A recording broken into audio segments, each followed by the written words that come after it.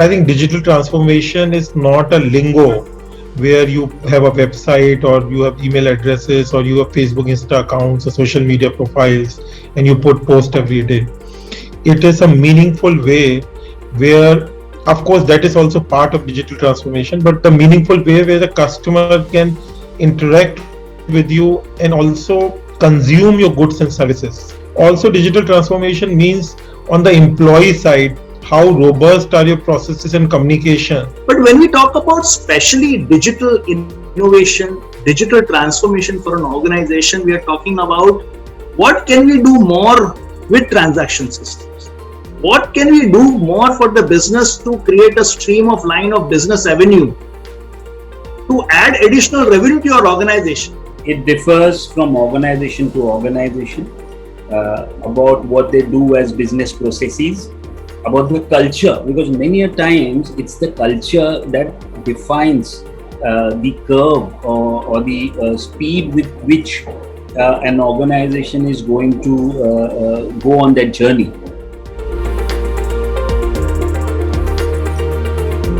It looks sometime that investment or digital infrastructure may not be needed today, but I think since I have implemented myself, I understand that it gives you so much peace. You have a complete clarity and hold that what is your current status in this particular market, and your focus areas and visualization is in front of your dashboard.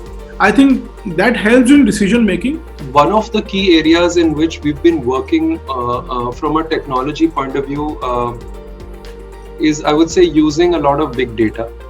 So we actually built what we call internally as a beauty dictionary.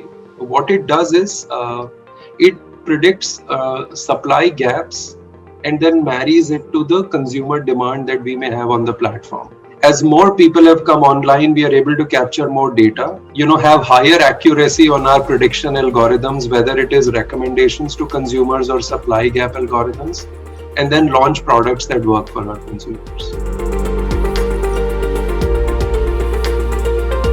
So I would say the organization must first define the strategy. What should be their digital strategy? And who are the people, who are the team going to drive that digital strategy? And whether there is a buy-in from that key process owners and the key business stakeholders for that. If these are defined, that I would say the 50% things are set. Then after that, the execution layers come. Okay. Then while based on the defining the roadmap and the defining the strategy, that work can be started. So the UI UX journey, I feel, for an SME is something that he or she needs to pay utmost importance. So testing the platform, when you have designed it, you have interfaced it on a platform, you need to test it out thoroughly before it goes for delivery. So these are some of the things which are very, very important for you as an organization to do. And I think a good amount of planning is required to do so. When you do the digital transformation, it is not just about going for what technology is available in the market. The crux is about how do you map that technology to what suits you in your organization.